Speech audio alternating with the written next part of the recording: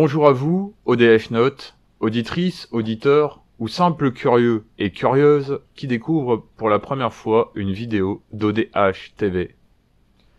Bienvenue dans cette nouvelle édition des Mémoires de l'ufologie francophone pour les générations futures. Cette fois-ci, nous recevons l'ufologue Gérard Deforge.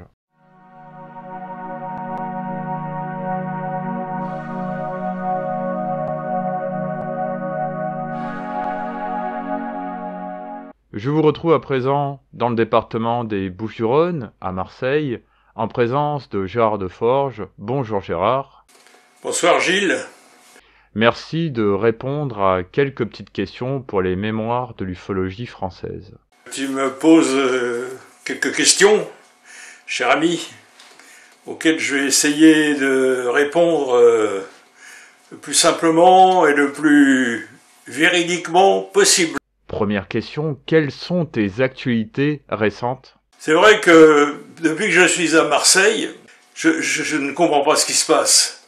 J'ai toujours eu une activité, enfin toujours depuis de nombreuses années, une activité ufologique qui m'a souvent même dépassé, puisque j'ai jamais sollicité quoi que ce soit au niveau des enquêtes, des investigations. Mais alors là, moi je pensais que après mes ennuis de santé, il faut arriver à Marseille, c'était une autre page qui se tournait, c'était normal vu l'âge que j'ai. Ben non, non, c'est pire que jamais. Ça n'arrête pas et ça se diversifie en plus. Et non seulement ça se diversifie, mais les événements que je suis amené à voir, à réaliser, s'emboîtent dans une forme de synchronicité qui est tout à fait conforme à la nature de ma réflexion qui s'est approfondie, et j'étais bien obligé de faire une relation entre toutes ces histoires, tous ces événements, bien que diversifiés, mais qui se conjuguent en une forme d'unité qui est pour moi très parlante, très pleine de sens, très significative.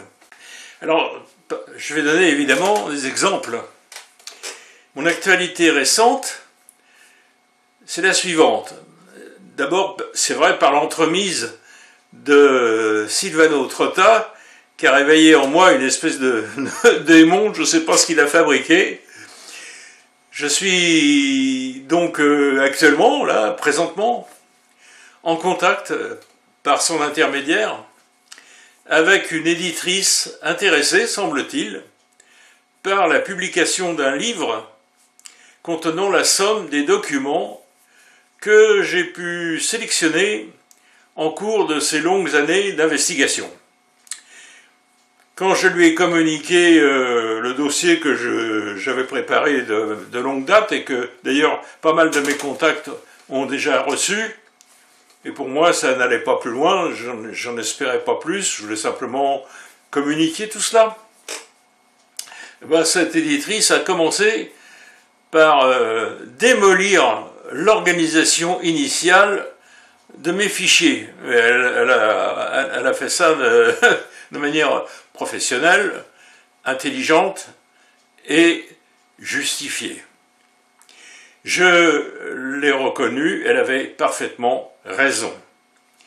J'ai tout repris, donc à zéro, j'ai eu une espèce de flash. Tout de suite j'ai compris le genre de correction que je devais apporter à toutes ces mises en page. Et c'était important parce qu'au départ, il y avait plus de 400 pages. Un travail énorme, mais enthousiasmant, parce que c'est vrai que c'était pas présentable. Ça n'était pas présentable. Donc, j'ai tout repris à zéro dans cette présentation, en les purgeant, en plus de doublons qui n'avaient rien à faire dans cette forme de présentation, et en me distanciant de cette présentation comme si j'étais un simple lecteur prenant connaissance de documents réalisés par un autre. Je sais faire ce genre de dédoublement. ma nature de Gémeaux étant parfaitement configurée dans cette capacité. Ça m'a servi dans mon métier et dans la vie. Et je suis arrivé à un résultat, écoute, qui me plaît vraiment. Et j'ai été guidé par des sortes de flashs, donc, dans cette démarche, et j'ai expliqué à cette éditrice ce sentiment, en lui déclarant que j'étais allé au bout de mes capacités pour mieux faire, et que je lui livrais ce document en ayant l'avoir amélioré au maximum de mes possibilités. Bien entendu, je lui ai assuré que je tiendrais compte de ses remarques et suggestions. Je m'attends même finalement à ce qu'elle me dise non, ça n'est pas possible, etc. Je ne sais pas. Parce que pour l'instant, c'est sur la table, je dirais, je n'ai pas de nouvelles. À remarquer que le premier envoi que j'avais réalisé avec cette nouvelle mouture corrigée, c'est incroyable, hein. Elle n'a pas pu en prendre connaissance. Et sais-tu pourquoi? Parce qu'au moment où elle a voulu étudier mon document, son disque dur l'a lâché. Et elle n'avait pas pris le temps de faire les sauvegardes nécessaires. Donc il a fallu que je lui réenvoie ce document. Et quand j'ai expliqué ça à Silvano Trotta, il était complètement sidéré autant que moi. Je suis en attente de la réponse de cette éditrice. Finalement, le livre contiendrait 311 pages de documents bien référencés, bien organisés, je pense agréables, à compulser, à regarder, à étudier. Il y a pas mal d'illustrations. J'ai l'honneur, la joie, j'ai une fin de vie extraordinaire, que Jacques Vallée, lui-même, m'a rédigé pour ce livre une postface courte, mais drôlement sympathique et agréable. Donc il sera mis évidemment en exergue. Et Silvano Trotta voulait absolument rédiger une préface. Il l'a envoyé à l'éditrice et je ne sais pas du tout ce qu'il a écrit. D'autre part, à la suite des 2 vidéos que j'ai réalisées sur le BUCJ et dont la deuxième m'a fait à moi-même peur, mais je m'en foutais, je me suis dit à mon âge, je m'en fous, il peut m'arriver n'importe quoi, parce que je t'assure Gilles, que là je suis allé très très loin, et je sais que certaines personnes ont essayé d'aller aussi loin, ont eu des intimidations, et là je me suis lancé, j'ai réalisé un lien avec la deuxième vidéo sur le BUCJ, entre certaines choses qui sont expliquées dans le livre 1 et le développement des phénomènes sociaux à l'échelon mondial aujourd'hui et la signification que tout cela a. J'ai réussi à, disons, à mettre des joints entre tout cela. Et ça a été remarqué par un certain nombre d'internautes qui me sont reconnaissants d'avoir, disons, être allé aussi loin. Et pour l'instant, c'est vrai qu'il y a, je sais pas, plus de 20 000 vues. La première vidéo, c'est presque 30 000 vues. Donc c'est peut-être ça qui nous protège un peu.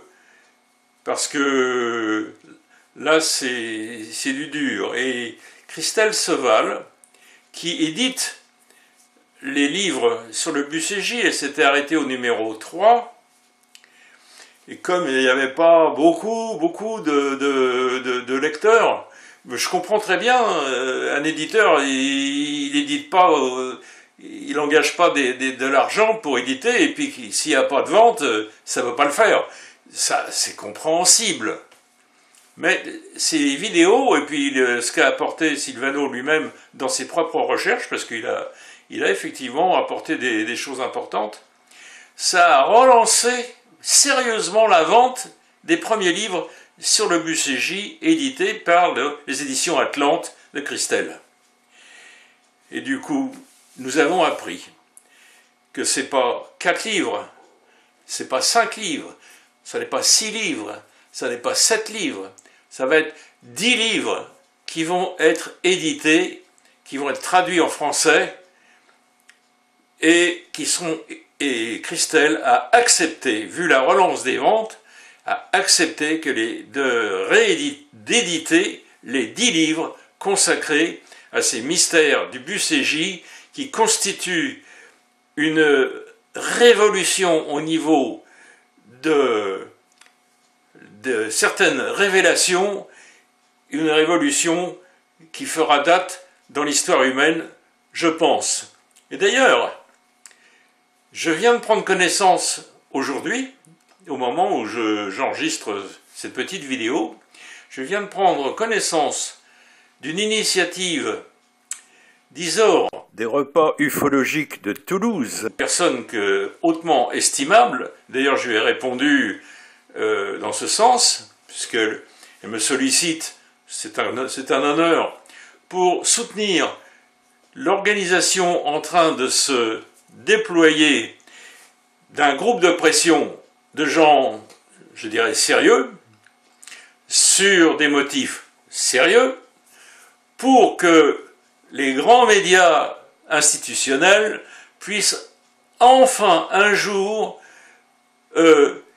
disons, être dans l'obligation de tenir compte de l'existence de nos recherches. C'est ce qui a fait que j'ai accepté, avec Isor, où j'ai présenté une conférence à Toulouse, qui a été bien reçue, et donc j'ai apporté mon soutien plein, absolument mon soutien entier à cette initiative que je trouve très pertinente. Donc, je reviens à Christelle Sauval. J'ai été donc invité à écrire une préface pour la sortie du 4e livre sur le Bucégy. C'est à la suite justement des vidéos que j'ai réalisées et qui ont eu un certain succès certain, sur la chaîne de Sylvano. Et donc j'ai réalisé cette préface et j'ai eu l'autorisation par Christelle d'inscrire les liens dans la préface qui permettent d'accéder à ces vidéos sur le Bucégy et qui compléteront les informations qui sont dans ces livres, ou les illustreront si vous voulez. Alors, en dehors de cela, comme actualité, je suis à Marseille, tu le sais, être à Marseille et puis être encore en relative bonne santé et ne pas jouer à la pétanque, c'est impossible. Surtout moi qui joue à la pétanque depuis mes 15 ans et bien avant, j'étais inscrit à plusieurs clubs. Donc je suis même devenu secrétaire d'un club, j'édite une gazette pour mon club. Je suis avec des gens charmants, sympas, ça me fait faire un peu de sport. Voilà, et je t'ai envoyé d'ailleurs le numéro en PDF de la dernière gazette, le numéro 5, que j'ai imprimé. Ça m'amuse beaucoup, ça me distrait, et c'est une activité, évidemment, ça plus le reste, et que je n'avais pas dans mon village de 60 âmes, où j'ai habité pendant 20 ans, et où notre maison commençait à ressembler à quelque chose de posé au milieu d'un cimetière. Il était temps que nous partions, mais nous sommes partis de ce petit village qui était quand même agréable à vivre pour ce calme, mais en Haute-Normandie, le climat, je ne pouvais plus le supporter. J'ai eu une opportunité formidable de venir à Marseille, et là il y a un climat qui est tout à fait pour moi, parce qu'après avoir perdu plus de 40 kilos, je suis d'une frilosité épouvantable, et donc j'ai besoin de soleil, j'ai besoin de chaleur, ouais. Et puis il y a peut-être l'âge aussi qui joue. J'ai compris maintenant pourquoi beaucoup de retraités, quand ils habitent vers le nord, ils foncent vers le sud, ou les Charentes, le sud-ouest, enfin le sud, au sud de la Loire, parce que on devient très très frileux.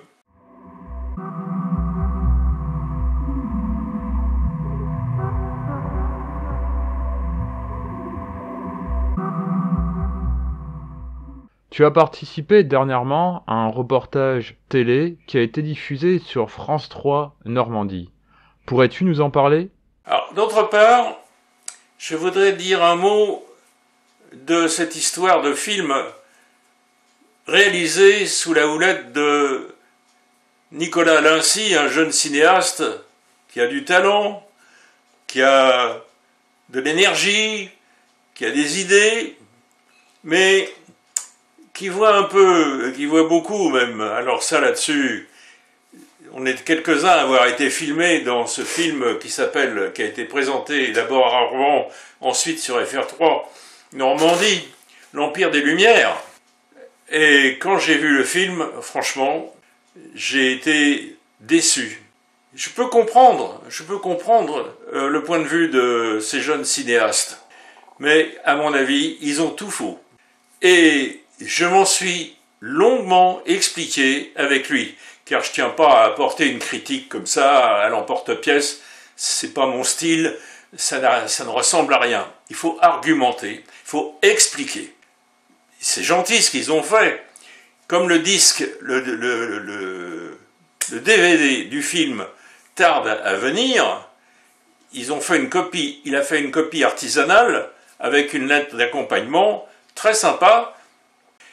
Et à la faveur de cet envoi, évidemment, je l'ai remercié.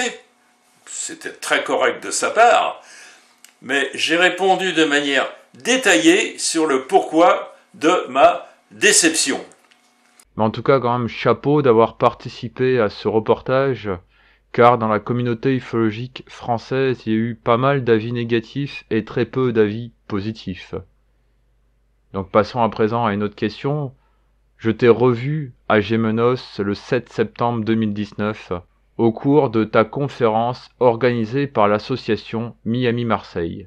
Alors, comment cela s'est passé?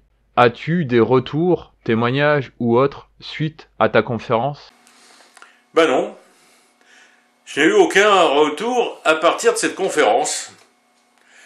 Au moment de cette conférence, c'est vrai, le public a eu l'air d'apprécier. J'ai eu des témoignages probants. Il y a même un monsieur qui a écrit un gros bouquin énorme, très intéressant, et qui m'en a fait cadeau. Il était vraiment très content. D'ailleurs, il fait partie maintenant des contacts à qui j'envoie un certain nombre d'informations.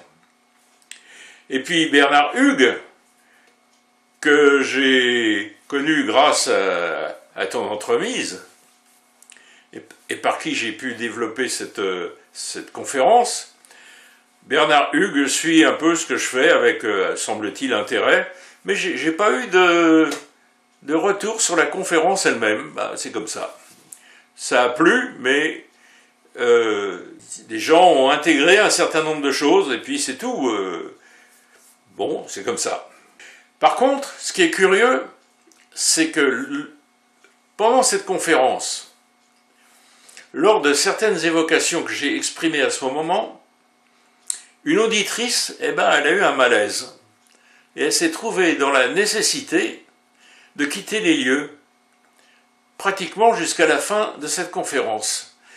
Elle est venue enfin retrouver son compagnon, qui n'avait pas eu l'air de trop s'étonner et de s'inquiéter. Moi, j'étais plus inquiet que lui, apparemment, devant cette situation.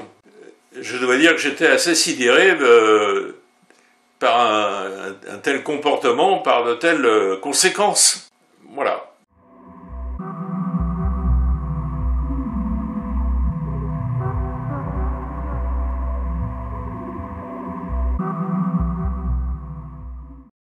Alors passons, si tu le veux bien, à présent aux différentes questions des auditeurs et abonnés d'ODH TV.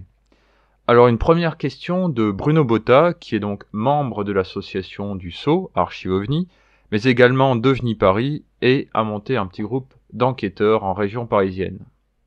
Alors il te pose la question suivante. Que penses-tu des séquelles de l'affaire d'Aravier? C'est une affaire tellement complexe, tellement riche, que c'est vraiment incroyable. Alors, il y avait quelqu'un avec qui j'étais en contact, c'est l'astrophysicien Pierre Guérin, qui avait été directeur de l'Observatoire de Paris. Donc j'étais en contact avec lui. Et cet événement l'a beaucoup intéressé et intrigué. Et il m'a donné des conseils pour mes investigations. C'est dans le dossier sur Aravilliers. Pour Pierre Guérin, tout ce qui s'est passé dans cet épisode, je dirais les 4/5 des événements, peut-être plus, c'était probablement une forme de mascarade afin de brouiller les cartes. Une façon, entre guillemets, ludique de nous montrer un savoir-faire qui nous dépasse complètement, mais en même temps, il y avait autre chose. Et cette autre chose, c'est Pierre Guérin qui a mis le doigt dessus. Moi, au début, et personne d'autre d'ailleurs, même Jacques Vallée, qui s'est occupé de cette investigation avec moi, on n'a pas trop fait attention à ce point de vue de Pierre Guérin. Lui, il pensait que la petite fille dans cette histoire, parce qu'il y a un épisode qui concerne la petite fille, et je sais maintenant que non seulement la petite fille, mais son papa ont été fortement impactés par le phénomène.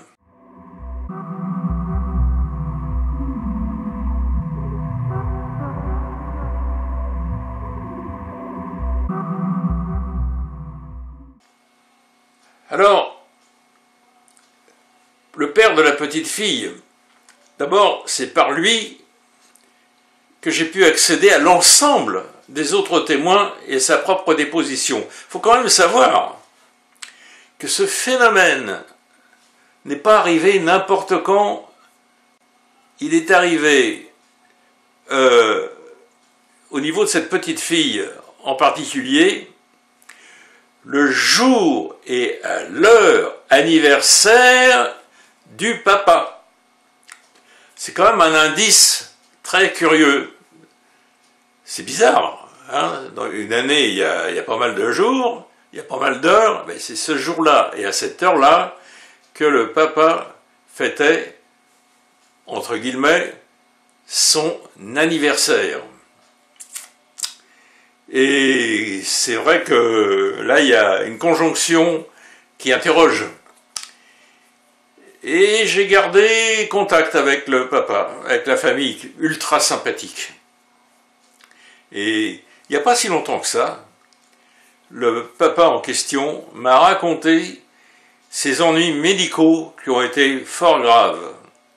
Et d'une telle gravité que, à un moment donné, les médecins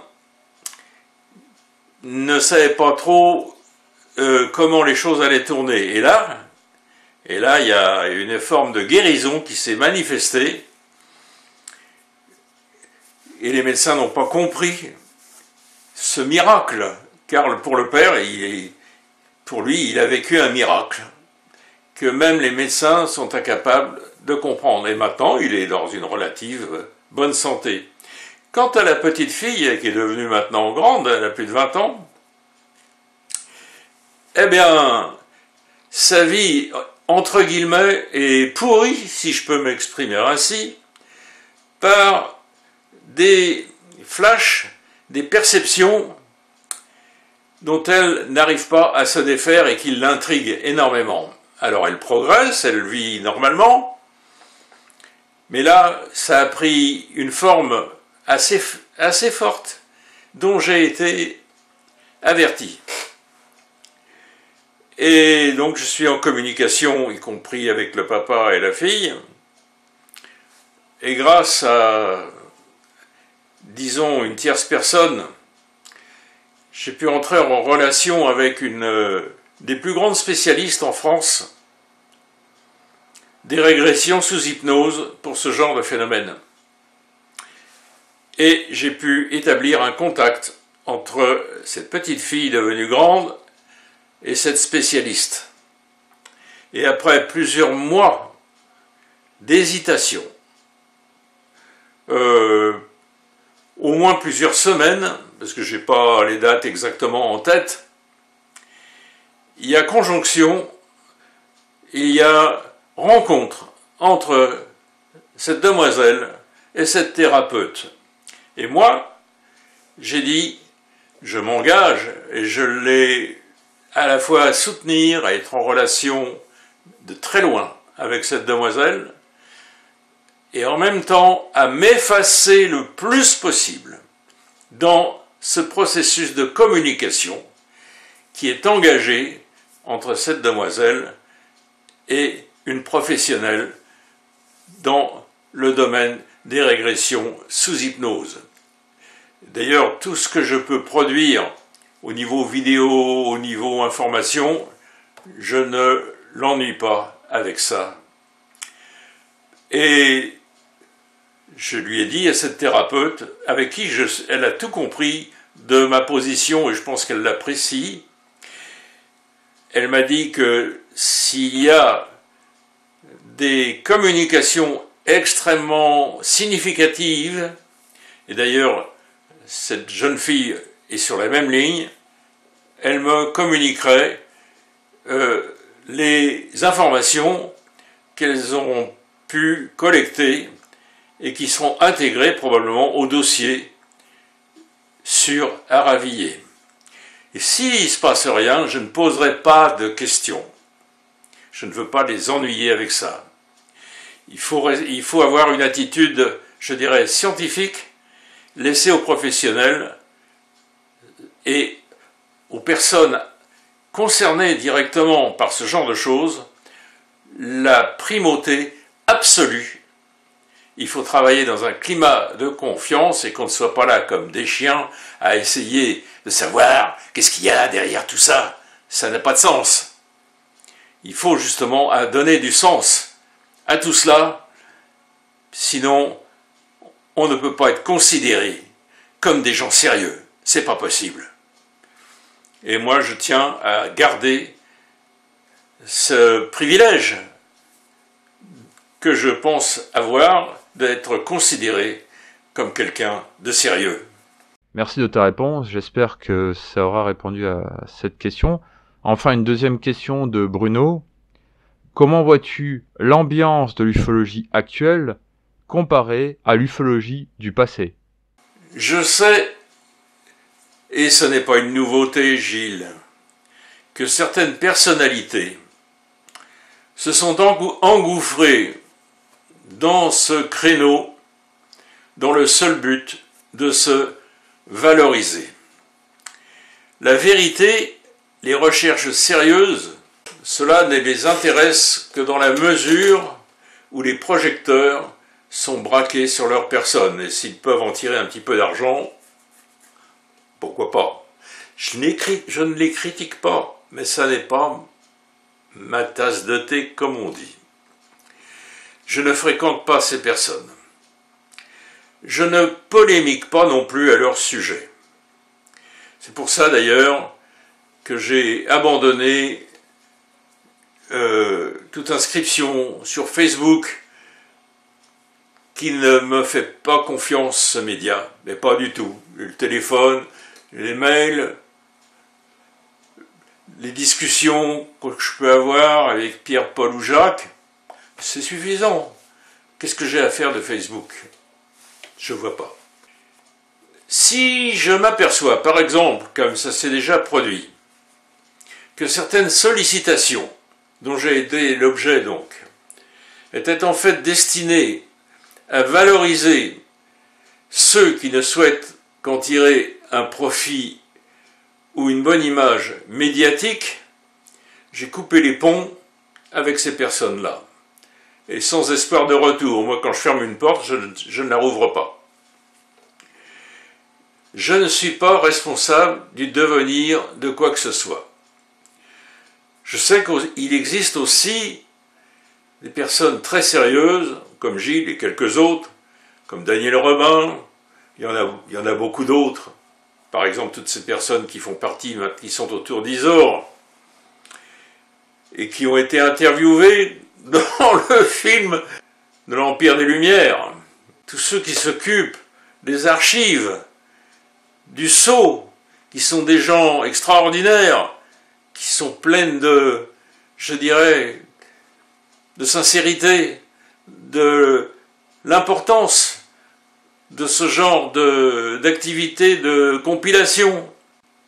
Ça, je respecte tout cela hautement. Silvano Trotta fait partie aussi de ces gens-là, croyez-moi. Tout ça, c'est pour ne citer que ce que je connais de la France, et qui œuvre dans le bon sens, au service de nécessaire divulgation. Très importante, ces divulgations, parce que je pense qu'elles pourront influencer en bien le devenir de l'humanité. Et c'est pour ça, d'ailleurs, que certains mettent des bâtons dans les roues, parce qu'ils ne tiennent pas à ce que l'humanité se réveille. Ah, ça les embête très fort.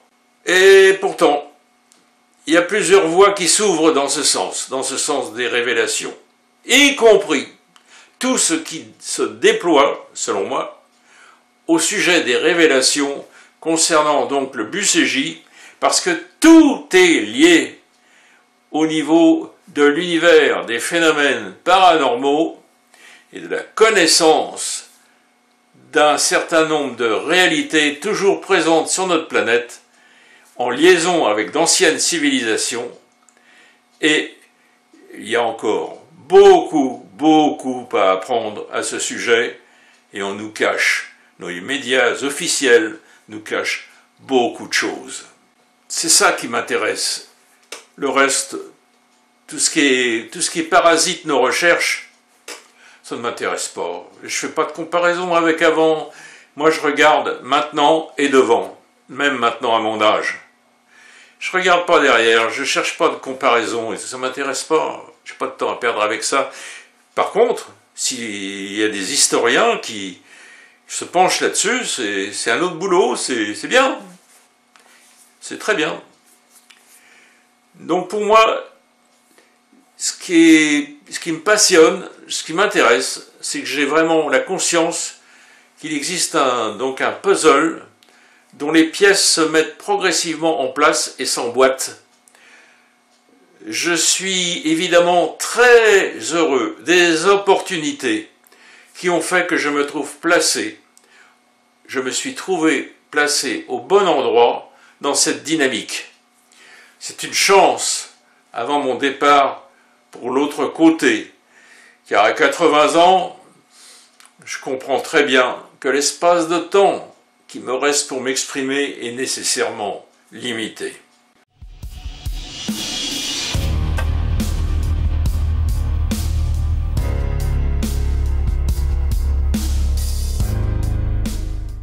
Eh bien Gérard, je te remercie d'avoir répondu à ces quelques petites questions et également aux questions de Bruno Botta et de Rémi Fauchereau.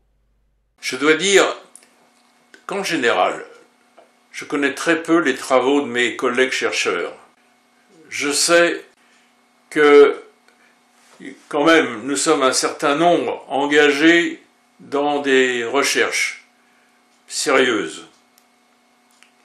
Mais mon histoire personnelle dans ce domaine est si étrange que lorsqu'on en connaît les éléments, on peut comprendre comment je suis arrivé à une telle profusion d'événements, je dirais par accident, étant moi-même sidéré par les efforts absolument nuls que j'ai pu accomplir pour m'exprimer et chercher dans ce domaine. Comme si mon esprit et tout mon être avaient été guidés, orientés dans ces formes de recherche, sans que je puisse jamais comprendre le pourquoi de ma propre trajectoire. Je suis en questionnement permanent, de tout temps, sur tout y compris sur moi-même. Je n'y comprends rien à tous ces développements. Et ça occupe, ce questionnement, je dirais, occupe l'essentiel de mon temps. En tout cas, je te remercie pour tout ce que tu réalises au sein de l'ufologie française, les enquêtes et recherches. Merci Gilles, à toi Gilles, pour tout ce que tu fais en particulier.